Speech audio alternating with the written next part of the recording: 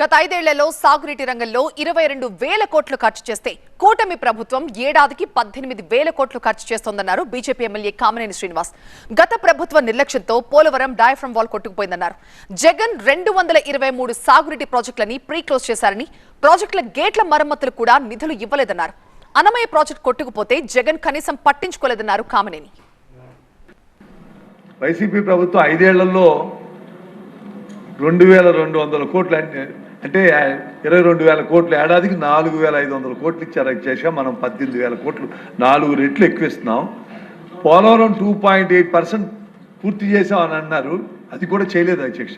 Diaphragm wall కట్టిన diaphragm wall 400 కోట్లతో కడితే మళ్ళీ అది పాడైపోతే ఇప్పుడు 1000 కోట్లతో 97% కంప్లీట్ అయింది అధ్యక్ష.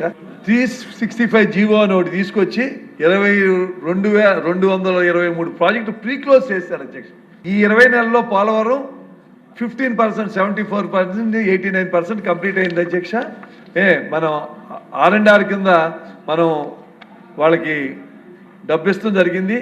అలాగే 1,900 కోట్లు, 5,000 కోట్లు వాళ్ళు చేసిన అప్పులు తీర్చాం. వైసీపీ మరమ్మతులకు కూడా ఇవ్వలేదు అధ్యక్ష. ఎక్కడ మనం తుంగభద్ర గేట్లకి 55 కోట్లు ఇచ్చాం మన వాటా. అన్నమయ్య ప్రాజెక్టు కొట్టుకుపోతే అక్కడ వెళ్ళి రెడ్ కార్పెట్ లేసు చూశారు తప్ప చనిపోయి అక్కడ సరిపోతే ఇవాళ కంప్లీట్ చేయకుండా వాళ్ళు వెళ్ళి ఏం మాట్లాడతారు అధ్యక్ష.